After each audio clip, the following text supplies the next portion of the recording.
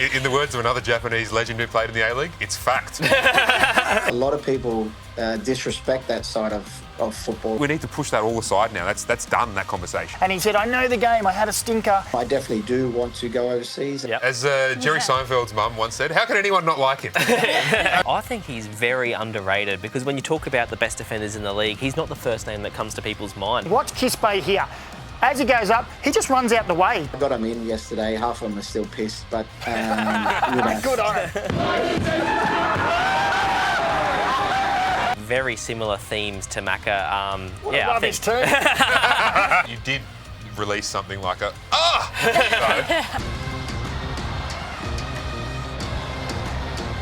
This, ladies and gentlemen, is football.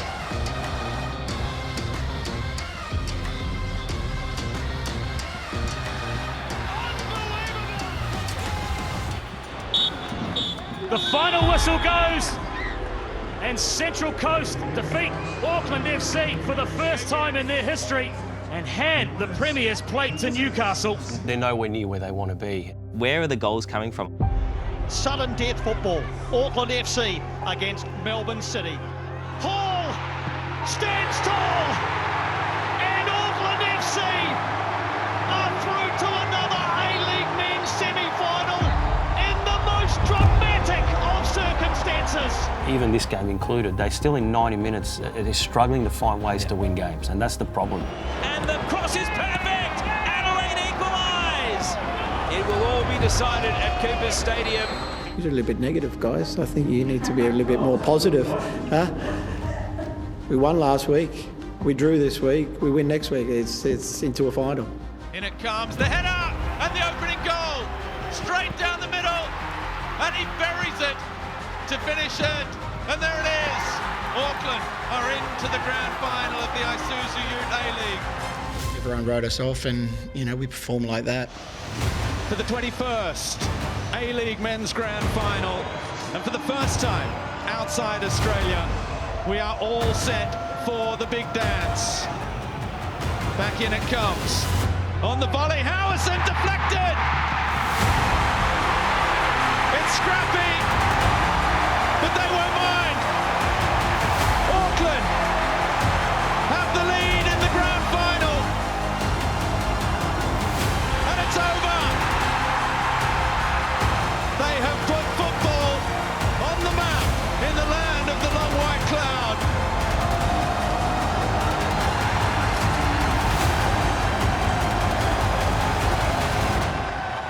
Welcome to Total A-Leagues for one last time this season. I'm Vince Regari, joined as always by Tommy Oar and Daniel McBreen. Auckland FC are champions, as we always and long predicted, Tommy.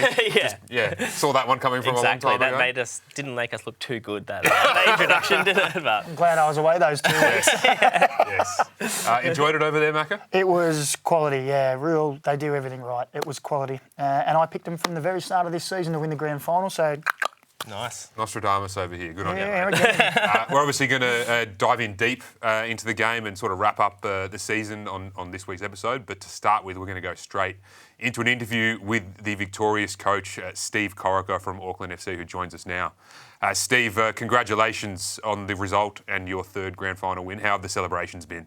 As you would expect, I think the players have gone for about 3 days now. So I had a day off yesterday. But Saturday and Sunday were good days to celebrate. Obviously, the OFC Pro League team won on Sunday as well, a grand final. So we had 2 grand finals in 2 days. So it's an amazing couple of days. Wouldn't expect anything else, but Bimby, I want to ask you, you're the first ever coach to win 3 championships now, which is uncharted territory. It's an incredible record. Can you give us some insight into what kind of are your priorities? When you come into a club, first at Sydney and now at Auckland, what do you prioritise to become successful in that club? Just belief in obviously trying to produce the players to believe they can win stuff. Obviously, I was brought in to win, obviously, from Bill Foley. I had won at Sydney, but, you know, there's obviously going to a new club as well. Obviously, a lot of people probably thought, can he win again at a different club? So, Yeah, I obviously had a lot of help along the way. Terry McFlynn and Doug Cors were part of the startup as well, and getting the right players and the right staff in to help us do that. So you need, obviously, Bill Foley was big about getting as many Kiwi players in as possible as well, which I think we've done that. We've got 5 into the national team now, which is great. They're going to a World Cup. Brought in a few Australians as well, and then obviously for me the overseas players are vital as well for success, I think. So, and if you get a good mixture and good bond with the players, they can do anything. And in terms of a football sense and kind of making that or bringing that belief to life in terms of how you want your team to play, and what do you instill from day one in your teams from a tactical perspective to be successful in this league? Because obviously the A-League's a very physical league, it's end-to-end, it has its own kind of challenges. How have you navigated that kind of, those challenges and became the most successful ever coach in this league? Well, obviously I like to play attacking football. You got to know your players as well, what players we bring in. But for me, I also know to win the A-League, you need a very strong defence. And I think, a lot of people disrespect that side of football. I think everyone wants to play attacking football, but defensively will win you the league. And you obviously got to score the goals as well, which we've done as well in the past two seasons. But I think you need to have a bit of both. You need to have a good attack and obviously a strong defence to win any kind of trophies for me. So, we worked on that. Defensively, we worked extremely hard. Obviously, we want to try and keep clean sheets as much as possible, and we know if we do that we're gonna score goals, and we're gonna get balls into the box, and we're gonna create chances. And that's the way I like to play exciting football and attacking football. Bimby, you talk about getting belief from the players, but what about the belief and the buy-in from the Auckland community? I was lucky enough to be across there and saw, the sellout crowd, and outside and in the city there was people everywhere celebrating, even beforehand that you got there. But you've got ex-All Blacks who have jumped on board, ex-Wellington Phoenix, Tim Brown, who wants to be involved as well. How does that belief and buy-in come about? Not just on the pitch, but you need that groundswell off the pitch as well. Yeah, really. From the moment we got here 2 years ago, you could see there was a real excitement around Auckland, because obviously they hadn't had a club here for a very long time. We had a meeting, myself, Terry McFlynn and Nick Becker, the CEO, with the port, who started the port, and they really said they wanted to bring something special to Auckland, and they had. You saw the grand final. Even I was shocked when I walked out, because I don't go out for the warm up, but when I walked out and saw the packed stadium at our home ground, the port was unbelievable. It was just buzzing and rocking. It was exciting to see, and they've really got right behind us, all the Auckland people, obviously, supporters, members, but just everyone in the streets. They're so grateful that we've actually brought this winning team to Auckland. It's been amazing couple of years, really. Steve, on a similar note, it wasn't too long ago in the A-League that people were very critical of New Zealand teams even being in it, including from administrators in Australia. Fast forward to now, and the Wellington Phoenix had a good season. Last season, the season before last, they've picked up their game, and you guys have come in and been a super club from day one. And then, of course, you've got the All Whites who've qualified for the next World Cup, and they'll probably struggle to miss one in future with the expansion, and Oceania getting a direct slot. Is New Zealand having a bit of a football moment, and can you compare it in any way to what you experienced back home in 05, 06 when the Socceroos and the A-League were breaking through the mainstream?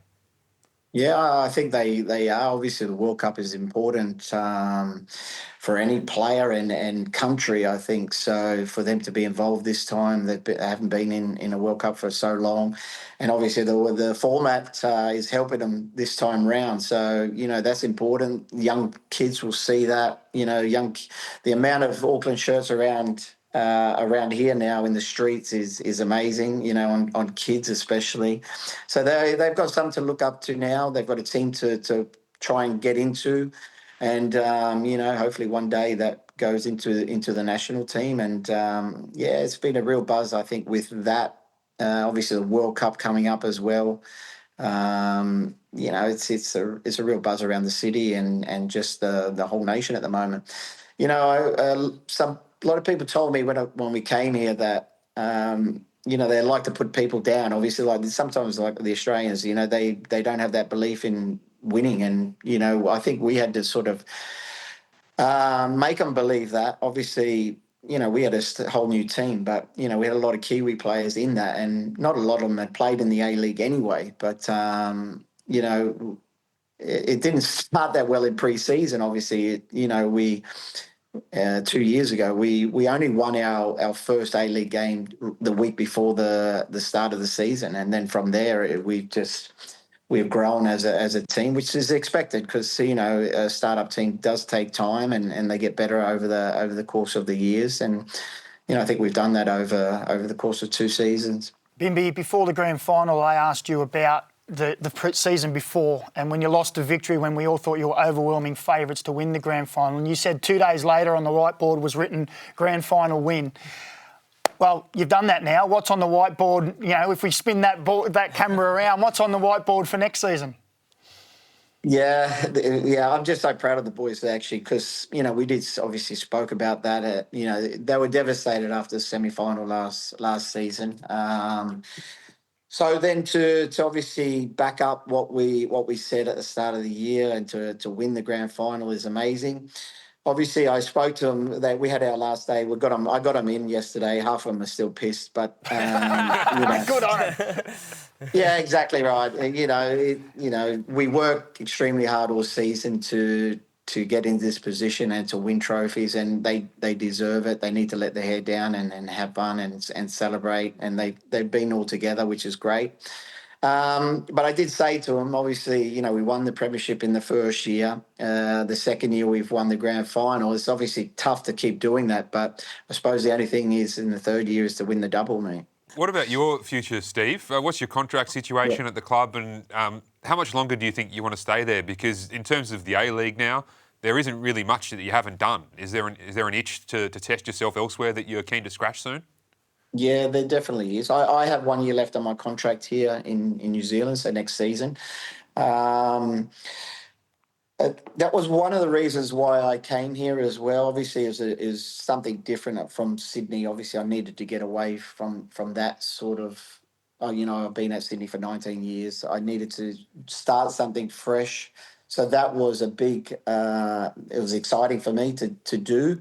But also with Bill Foley, he owns obviously other football teams around the world, and it might be a possibility for me to go to one of them, I thought. So that's what they want to do with players as well, to do well for Auckland and then to go to his other teams around the world. So, and that's no different with staff as well. So, but nothing's really come up at the moment. But I definitely do want to go overseas and coach overseas. So, obviously, I've got 1 year left here, and then I would say that would be my next step, yeah.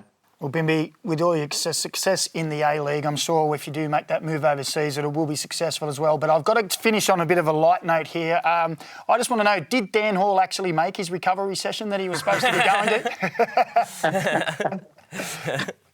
There was no recovery session. Not from me anyway. It might have been their recovery session after the night before. But He did turn up yesterday to training, which is good. So, but I think he's probably been one of the men of the match. I think performance after the grand final. So, and I think there's a few of them probably haven't even slept yet. So who knows? Well, Steve, we'll leave it there and let you go so that you can go check on these blokes. They probably just need an eye on them at the moment. But congratulations again, and we look forward to seeing what you do with Auckland again next season. Thanks, guys. Cheers, Bimby. Boys, and as you mentioned before, Macca, a really special night in Auckland. It seemed like a really big moment for New Zealand football. As we were alluding to in the chat with Bimby, football's taken off there, and it's awesome. Yeah, it is. Look, I was there for a short time, just over 24 hours, but everywhere you could just feel the atmosphere that we've sort of seen from afar, and it's not until you actually go and immerse yourself in it and be there to see that how much this Auckland and, a big part of the country as well has got behind them. They've got all these people that are supporting them, and they've done everything right on and off the pitch, and this is what you get with that. You end up getting performance on the pitch when you get everything off the pitch right, and they're the model at the moment. Yep. Yeah, I think Steve Corica deserves a lot of credit because going into this final series, obviously missing out on that second place on the last round, everybody thought that, that it wasn't going to be a good final series for them going off momentum, but he turned it around, and after they beat Melbourne City, you've got to say they went from strength to strength in the final series, and in the final completely deserved to win. Absolutely. And it's huge for him, third championship as well, so that pulls him, it's obviously a feat that's not been accomplished before, 3 grand final wins in the A-League. Only 2 others have won 3, or 4 if you count Ange, who sits on top of everyone with 4. But he's now tied with Zoran Matic and Eddie Thompson, which is amazing. Yeah. And we need to recognise that for what it is, which is, okay, you can look at it in the sense that good coaches or successful coaches go elsewhere and they don't spend a lot of time in the A-League.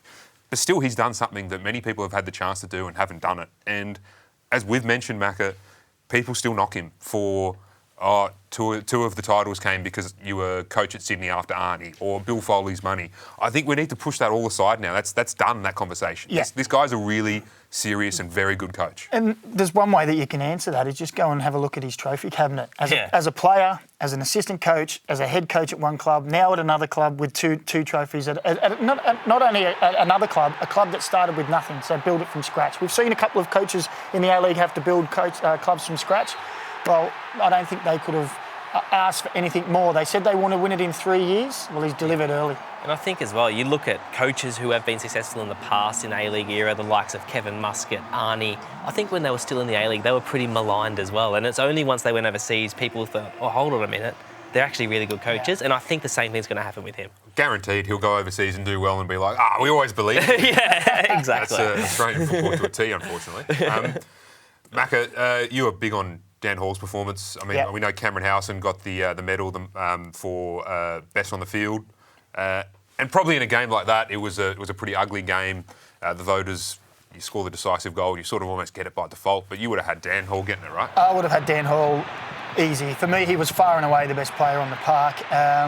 He dominated Stammer for most of the game. He was leading from the back, like he's quick, he has vision, he's confident on the ball when they're playing out. And at times when you just, you're under pressure and you just need to put your foot through it, he's not afraid to do that either. And when you look at him, right, so I had a chat to him after the game and I said to him, remember about 4 or 5 years ago when you played left centre-back for the Mariners and you had an absolute... And before I could even finish, he went, yes! And he said, I know the game, I had a stinker, I got hooked, and I said, we never saw you for a long time after that. But you put your head down, you worked hard. And he said, I use that now when I talk to young players, that he thought for that point there, potentially my A-League career's over. He fought hard, he waited for his chance, and then he's never looked back. Now he's got 3 championships, 2 premierships, and an AFC Cup under his belt in the last 3 years. 3 years. 6 trophies in 3 years. And he looks back at that moment and now talks to kids about, you might think you're down and out, but if you believe in yourself, you work hard, wait for that opportunity, you've got to grab it with 2 hands and keep going. And it was a really good moment we shared after the game, and then he went off and went nuts with the celebrations, and I just enjoyed watching it because that's a great redemption story. And I think he's very underrated because when you talk about the best defenders in the league, he's not the first name that comes to people's mind, but he is... You cannot replace what he does with his Auckland team. I think he's so mobile as well. Even in this grand final, there's a number of times where Sydney FC gets in behind, but his positioning and his recovery run is first class. And I think because his positioning's so good, it's not all too often he has to make those desperate tackles because he's just standing in the right spot because his anticipation is so good.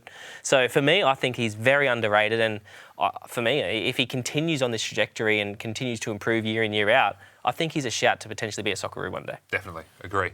Let's hear a little bit from him now, speaking post-match. National tonight, your 3rd title, 2 with the Mariners, now 1 with Auckland. I suppose it gets better as you get older. Yeah, for sure. I think you really treasure these moments, and to do it in front of a packed-out crowd is something I'm going to remember forever. What about tonight, playing at home in front of this crowd? What's this been like, this experience for you? Yeah, I feel like Auckland really took me in as one of their own, and I really appreciate that. And I love this team, I love this playing group, this staff, everyone. So we're just soaking it all in, and it's just unbelievable. All right, the tactician is back. Macca is over at the board. He's going to talk us through how Sydney was stifled by Auckland. Well, they were stifled because they wanted to play out from the back to try to create space for their midfielders to combine and then go forward from there. But we'll see from the clips here that Auckland's press was so good. So when you're playing at the back here, what you're trying to do is draw these players out here, which creates space in these midfield areas. But have a look at the Auckland defence. To a man, extremely tight, not allowing any Sydney player to bring the ball down, get it under control and combine with their players. It was a repeated effort from Sydney FC to do this, but Auckland persistently pressed really well in those spaces. And Macca, you know yourself, when you're pressing as an attacking player, how easy it is to get picked off. If there's one kink in the chain, there's just one person's not pressing aggressive enough. But that was what was so impressive about it, is how relentless they were.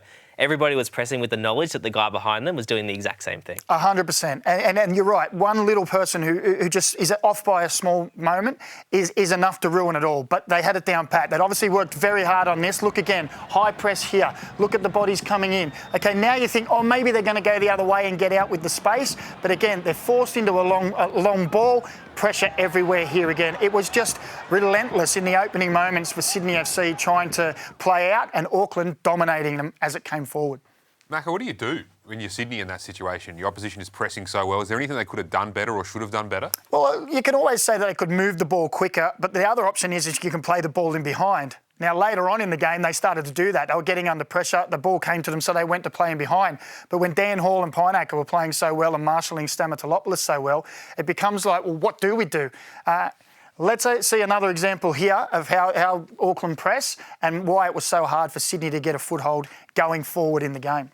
Look at the press. Here they come together. Now look at them. All as one. All go together. And that was almost an opportunity where they could have stole it. Ball breaks free again. And who's first there? Dan Hall comes in and wins it. And you can just see the energy from Auckland, maybe buoyed on by a 28,000 capacity crowd, but each one right there, when there was an opportunity to come, when the first person went, there was 5 or 6 behind them. And I think as well, you have to say, that Auckland, when they were pressing, looked a lot more confident pressing with the 3 centre-backs. They felt like they had that extra security and they could be a lot more aggressive with it, because towards the end of the season when they were playing a back 4, when they would press, they would get picked off a lot easier than this. And I just think like the last kind of 2 or 3 games in the final series, that was a different prospect, wasn't it? Well, that allows 2 of the 3 at the back, Sakai and Callan Elliott, to go higher, where that might have been an outlet for Sydney normally. Well, they found the pressure there, and you have that stability at the back. We're going to have a look at the goal now. We said before the game that it could be a kind of match where it's from a long throw, a bit of a scrappy goal. Well, it almost played out to a T. Long throw in. As they do, Auckland, they cause all kinds of pressures. But one moment for me that is disappointing, watch Kispe here. As he goes up, he just runs out the way, doesn't put any pressure. Yes, there's a lot of things going on and there's deflections, but that's a moment there where as a defender, whether you're tiny, small, whatever, you have to jump. You have to try to think, even if I'm not going to win that challenge, I've got to put Sakai off so he can't put the ball forward easily.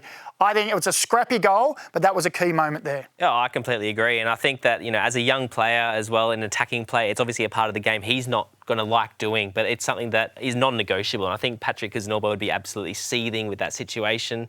I remember when I was a 16-year-old as well, coming through in one of my first professional games, I did a similar thing in pre-season. I got taken off straight away. And for me, that was a real learning curve. And I think for him, that will be, unfortunately for him, it was in a final, but for him, that will be the same moment. 100% agree. Great work, Macca. Thanks very much. We are going to have a look now that we've chopped up how they did it. This is what happened afterwards in the Auckland press conference. I've asked for, I think, but with, you know, obviously great. Oh, here we go.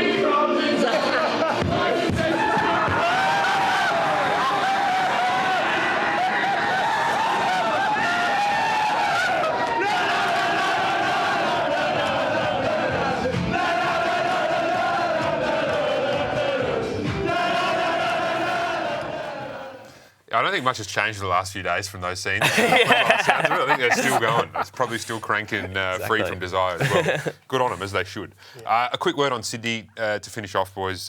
We spoke about Rhyan Grant and how good he's been this season last week and throughout. Again, Macca. He's got... How old is he? 36? He's got years left in him. If he can still be this good... Yeah. He's there for a while still. I think we're also seeing that maturity and experience shine through too. You know, like that moment there might have been a time, you know, where he in the past and current players would try to stick a foot in and win it, but there's no need. Like, I'm showing him a way, experience to just know when to go in. He still gets up and down, and he had the probably best chance in the match, but Look, here, outdone, but still does enough to know when I can jump in here and win that challenge, and to play every single minute that's right. all this season. And he is a real talisman for this club, and I think, he's got a couple more years. Leader too. And I think this has been his best season in the last 3 or 4 years. I think he had, after maybe since the last World Cup, I think it's probably been his best season. Going from strength to strength. I think that last year in their injury crisis, him playing centre back a lot actually helped him a lot defensively as well this year. You can see he's a lot tougher of an opponent one-on-one in those duels. So for him, it's great to see him play so well. And I think there's, as you both said, many years to come for him. Yeah, for sure. Let's cast our minds forward now and have a look at the Socceroos, the squad situation. The World Cup is so close. I'm out of here tomorrow. Can't bloody wait. Really excited about what this tournament could be for the Socceroos. Tony Popovic has nailed down his broader squad to 29 names. As we know, there's been some comings and goings over the last few weeks as they've been training in Florida. Here are the arrivals. So these are the newest members to join the group. I was going to say no huge surprises here. I'd say one, which is Tete Yengi, who everyone thought, I think, could be a chance of sneaking in. But when Popper calls up a player, particularly this close to the World Cup, who's not been capped before, I don't think he's had any international experience. It's always a bit of an interesting one. But I think he presents possibly as that target man kind of strike option. Macca, you've spent some time around him as a player at Newcastle. Quite a few years ago, he was a young player, I think 18 at the time, came to Newcastle. He is, you look at him, he's about 6'5", big, broad shoulders, and you think, big target man. He is quality with his feet. I think he brings another dimension to that as well. I think he likes to play as a 10 or a winger because he is technically good enough, but his frame and his size is really good. So it could be a really different option there for Popper to look at. Yeah, absolutely. So he comes in with those others that we showed, and here are the departures from camp. So the players who have been sent home won't be part of the World Cup. One really, probably two surprising names there for me. Mitch Duke, I thought he was a real good chance. Tete Yengi might have knocked him out of the reckoning there with the football he's been playing for Makita Zelvia, which is ironically Duke's former club in Japan. And then Alex Robertson, I really did think that he would be a strong chance to make the squad. He was in my projected 26, Tommy. What do you think Popper's seen or not seen here that he's sort of dropped out? Yeah, I think particularly when you look at it's a little bit of an injury crisis in that midfield kind of position. So I thought that in light of that, he definitely would have got in. But at the same time, you look at the players who are there. Cammy Devlin's come in, he's in the squad at the moment, who wasn't previously. I think that unfortunately for him, he's in a very competitive part of the field for the Socceroos. And I must admit, though, talking about Mitch Duke, I am a little bit surprised to see him drop out. I thought he was going to be a shoo-in for this squad. I think he brings something very different, even to someone like Yengi, just in terms of the last 10, 15 minutes of a game. If you want to go direct, real target man, he throws himself about. A lot of experience in these big tournaments as well. So I am surprised to see him drop out. I think that's the one. You really hit the nail on the head there. Experience. We know what Duke will give. And okay, even if he's not in bang scoring form at the moment, you know that in a tournament, you say, Dukey, this is what we need from you. He'll go and give it to you and probably can deliver as well. Yeah. I can only imagine Popper's seen him at training and then also seen a lot of clips of Tete Yengi and thought, he's more likely to give me what I want at this tournament, which is a big call, but that's what he's there for, and coaches time will tell if it's the right one. That's right, exactly. So let's have a look at the depth chart now for the Socceroos. So there's 29 players now who are in contention. It means that 3 will have to be culled after this weekend's game against Mexico at the Rose Bowl, one of 2 friendlies they'll play before the World Cup proper begins. One of these players who will be cut, no doubt, will be a goalkeeper. They'll only take 3, so for me it's a straight shootout between Joe Gauci and Patrick Beach. Bit of a toss-up there, I guess you could say. The other 2, though, what do you think is going to happen here, Tommy? Where do you think sort of the fat to cut from this squad is in terms of personnel and positions? Yeah, well, I think that if just looking at the 3 in each position in the attacking positions, and I think there's 1 too many centre-backs. I think there'll be a centre-back and a striker. I have to say my gut feeling looking at this list is that Milos Dejanek and Brendan Borrello will be the 2 to go home.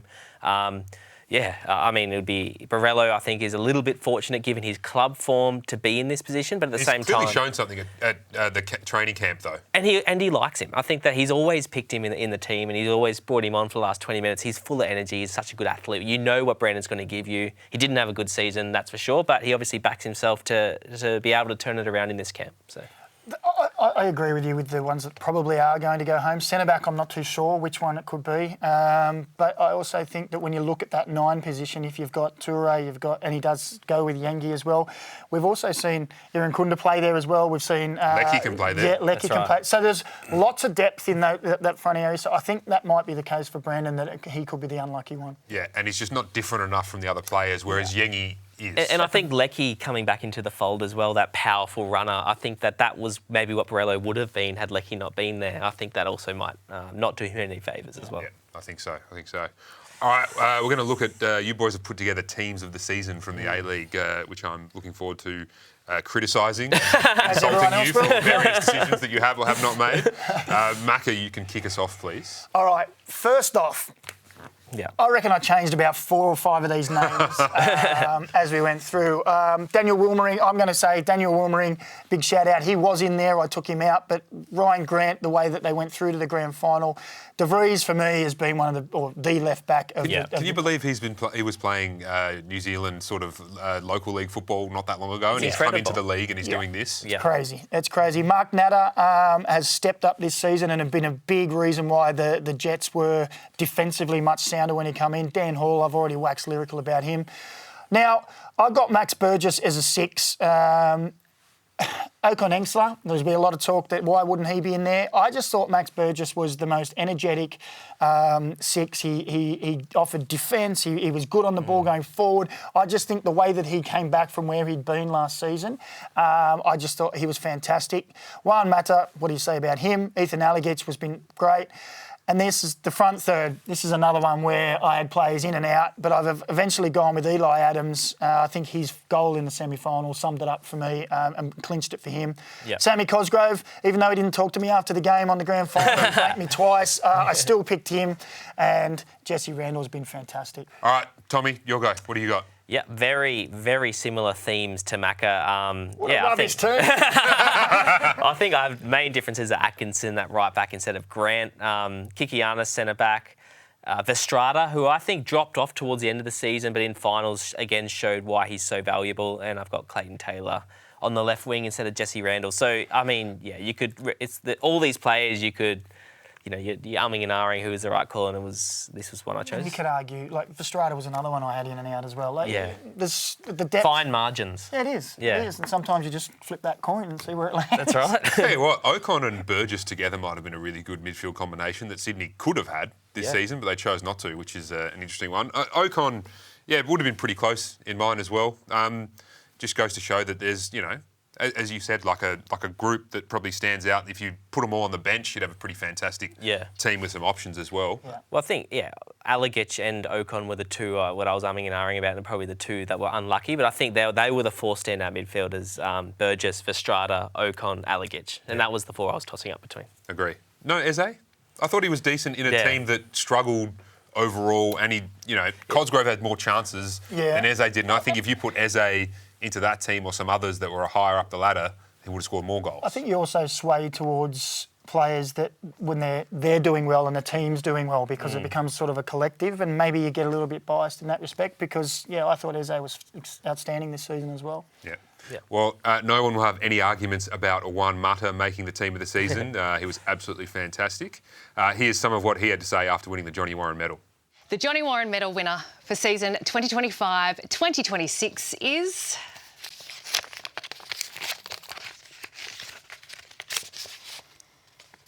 Juan Mata from Melbourne Victory.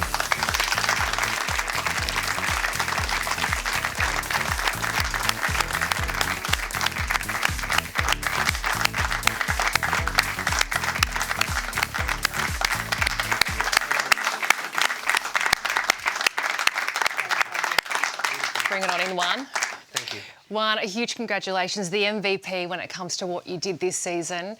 You're a joy to watch, and it looked as though you were having a joy playing as well. You said that this season you fell in love with football again. I did. There is a time in your career where you start getting older that sometimes it takes more effort to wake up in the morning to go to training. And after last season in Sydney, which I enjoyed very much, your league and the lifestyle and everything, but I didn't play so much. I was thinking what I wanted to do with my life, but Melbourne Victory appeared, and again, I fell in love with football. What a guy. Yep. As Jerry Seinfeld's mum once said, how can anyone not like him? Absolute legend. I hope he comes back to the league. Natalie, welcome back to the desk one last time this season. Yeah, good to be back. Well, another guy that everyone has to love is Hiroki Sakai, because those scenes after Auckland FC lifted that championship was iconic. His speech got the fans going. It was perfect, but nothing will quite beat his post-match interview. So let's have a listen. Done a lot in your career, 3 World Cups, many finals. How does this compare tonight? For me, also, it's a special moment today because I'm 36 years old, getting older, and this means it's very important for my career as well. Well, go out and enjoy it. Enjoy. Thank you. Thank you. Oh my God, he's so wholesome. I think he did enjoy it though. In the words of another Japanese legend who played in the A-League, it's fact. Exactly. It's the fact he's smiling. It's such a friendly no. Whatever he thought the question was, he's brilliant. And the bus parade, the scenes in New Zealand the day after was incredible. And frankly, I don't think we see this enough when teams win the championship, lads. Do you think bus parade should now sort of become a bit more of a tradition? Well, you've done one. Yeah, we did one in Gosford when we won in 2013, and it was... Did you have that turnout? More. And no, it was epic. We still talk about it to this day, because it was really, really good. Go driving along the street and then turning into the square like they have here and just having thousands of people on the back of probably...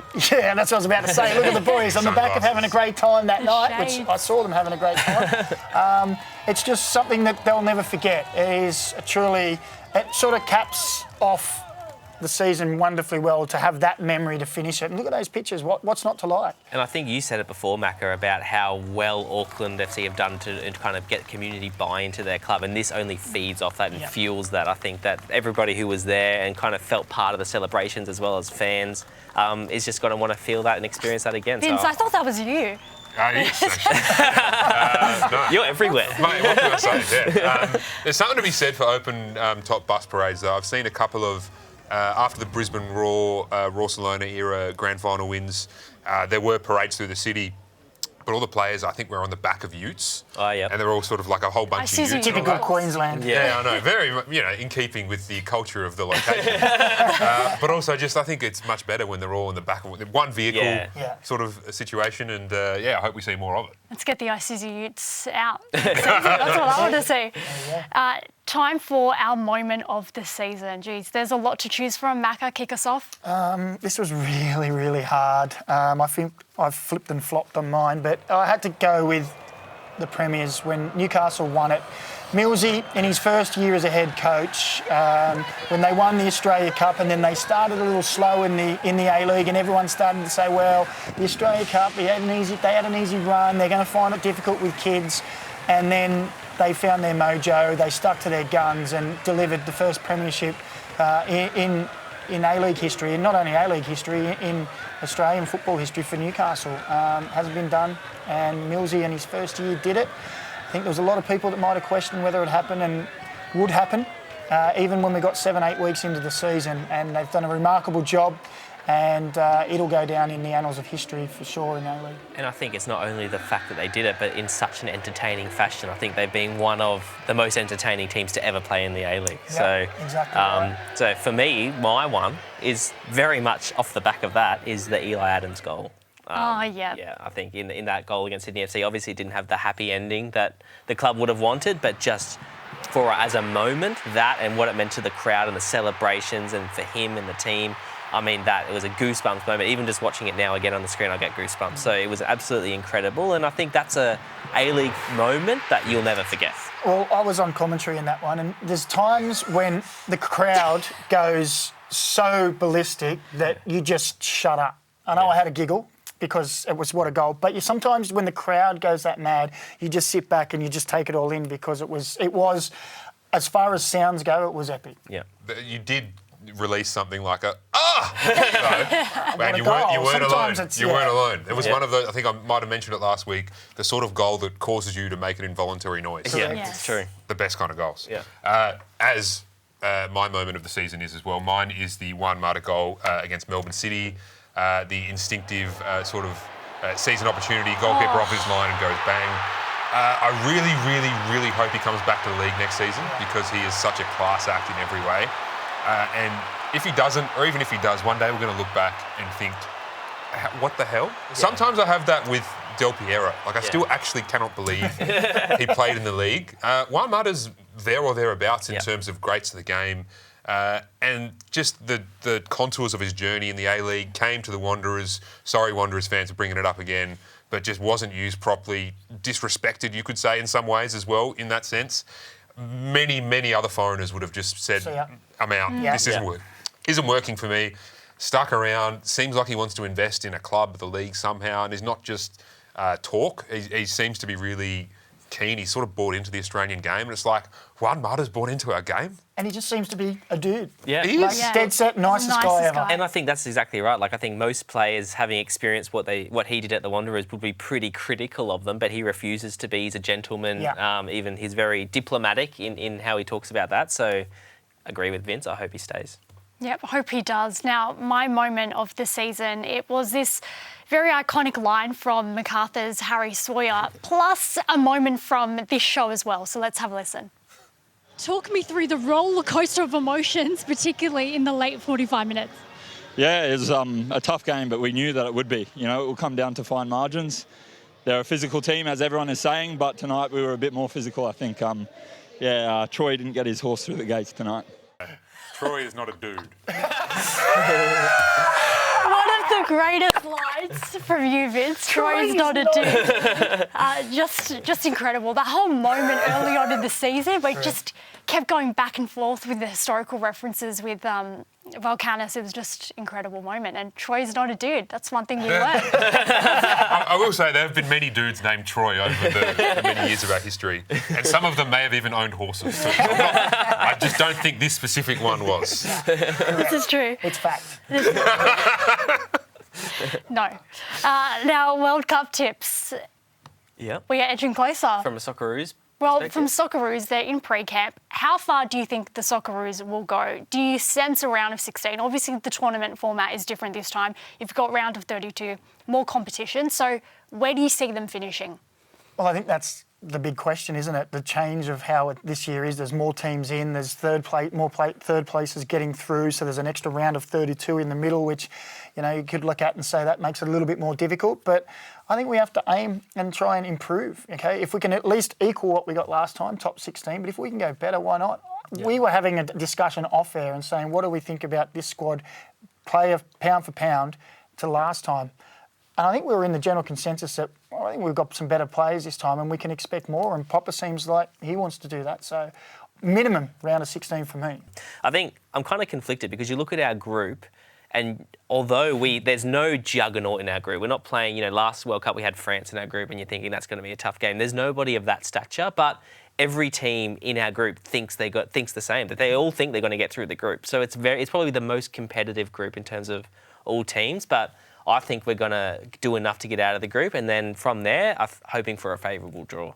I think we'll finish second behind Turkey, and I think we'll make the round of 16, and then we'll have our hearts broken. But it'll be a fun ride, and the start of a journey with this group of players. I think this will be remembered as the World Cup, where they're just getting started, because I think it's the one after this and the one after that that we're really going to see the best of, your Iran Kundas and your Tourés at the World Cup. Final quick tip: which nation is winning it overall? Spain. France. Spain. Portugal. There you go. Hope you're wrong. I hope I'm Gone right. very good. I can't wait until they win. We come back to this moment, Vince.